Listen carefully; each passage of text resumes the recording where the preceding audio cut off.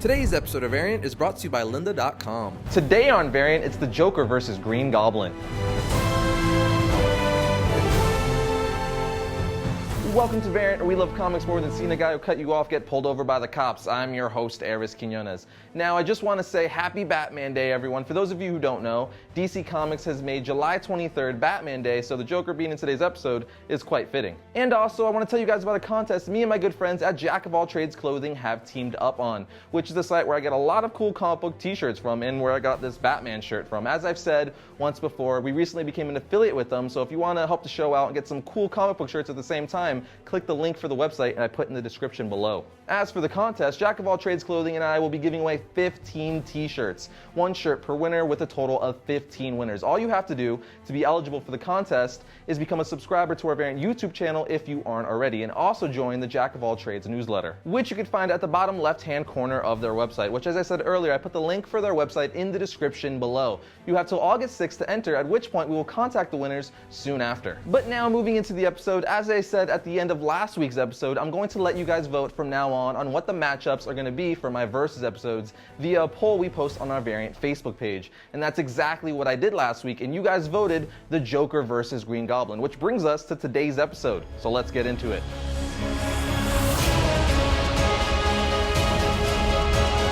Let's start this Versus episode off the same way I start off all my Versus episodes, and that's with telling you guys a little bit about each character, followed by their powers and abilities. First, we're going to start off taking a closer look at the Joker. He's Batman's arch enemy and has killed more people than you can even count. Now, as most Batman/comic fans know, Joker doesn't really have a true origin, but there is one that's widely accepted, which is the one from Alan Moore's The Killing Joke storyline, which is the one I told you of in my History of Joker episode. The flashbacks in the comic explore a possible origin for the Joker, portraying him as a failed comedian who remained nameless in the book, pressured into committing a crime as the Red Hood to support his pregnant wife. Scott Snyder, who's the current writer for Batman, recently borrowed elements of this iconic possible past for the Joker for his rendition of the Joker's past in Batman issue 24 of his storyline Batman Zero Year, continuing the idea of the Red Hood falling into a vat of chemicals and becoming the Joker, as portrayed in previous storylines like in Detective Comics 168 and of course The Killing Joke. Moving on to Green Goblin, which we're going to be going with the first Green Goblin, Norman Osborn. After graduating his business and chemistry majors,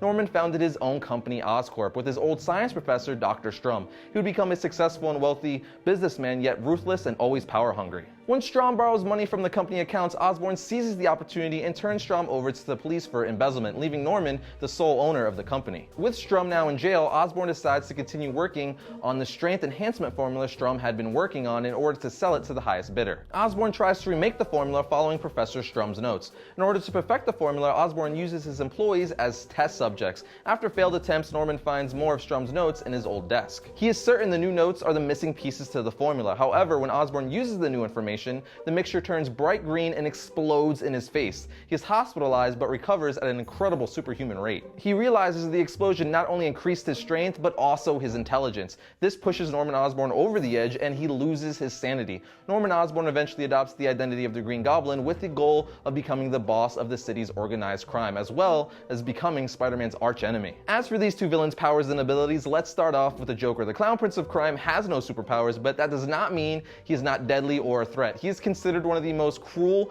and crazy villains in all of comic books. I mean, he cut off his own freaking face just to prove a point to Batman. That's sadistic. Due to the Joker's mental state, he is immune to fear and does not understand the concept and sees everything as a joke. He's also essentially immune to pain. Most of the time, actually, he seems to enjoy pain, provoking others to swing at him or hurt him in some way. Some would consider him a sadomasochist. The Joker is a genius inventor and chemist, using seemingly funny but actually highly dangerous arsenal of comedic-themed weapons, such as his patented laughing gas, an acid-squirting flower, a high-voltage joy buzzer, razor-sharp cards, and so on. His chemical genius provides him with his most notable weapon, Joker Venom, a liquid or gas toxin which sends his targets into fits of uncontrollable laughter. Higher doses can lead to paralysis, coma, or death, leaving his victims with a painful, ghoulish rictus grin. And the Joker is immune to his own venom as well as various similar toxins. He's an excellent marksman and is shown to have above-average fighting skills, having even been able to catch Batman off guard a few times, getting some decent hits in. Moving on to the Green Goblin, he has superhuman strength, he can lift right around 9 tons, he has genius intellect, superhuman speed, accelerated healing, which is why he didn't die when he accidentally impaled himself with his glider. He has superhuman durability. The Goblin formula gave Norman the ability to withstand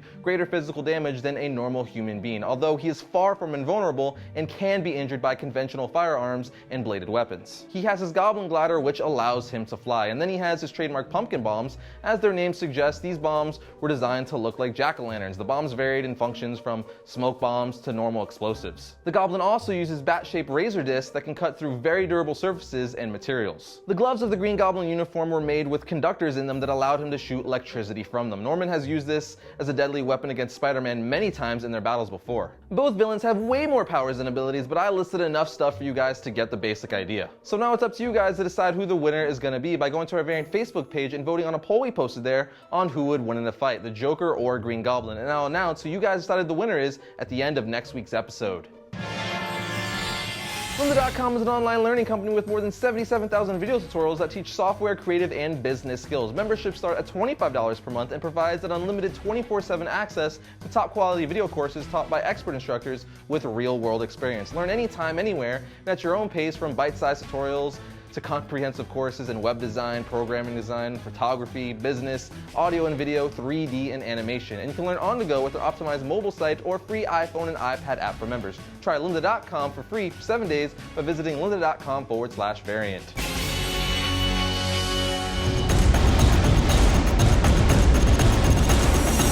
First up for Wednesday, July 23rd, we have Secret Origins issue 4. In this issue, we get to see the new 52 origins of Harley Quinn, Damian Wayne, and Green Arrow. Here we have Batman Beyond Universe issue 12. This is the conclusion to the Justice League Beyond storyline. Lord Superman stands on the edge of triumph against a physically and emotionally exhausted Justice League, but Terry McGinnis returns from the Justice Lord's world armed with a secret weapon. Here we have Superman issue 33. This is the second issue with the new creative team, Jeff Johns and John Romita Jr. The first issue in the storyline was great, and I have faith that this is going to be one of the best Superman titles out. And finally, we have Batman issue 33. It's been one hell of a year in Gotham, and it all comes down to Batman versus the Riddler. Gotham City and the Dark Knight will never be the same, so don't miss the conclusion of Zero Year.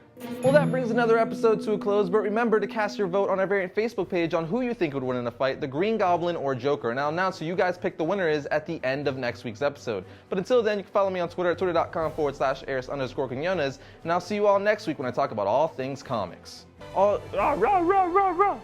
And explodes in his face. He is hospitalized, but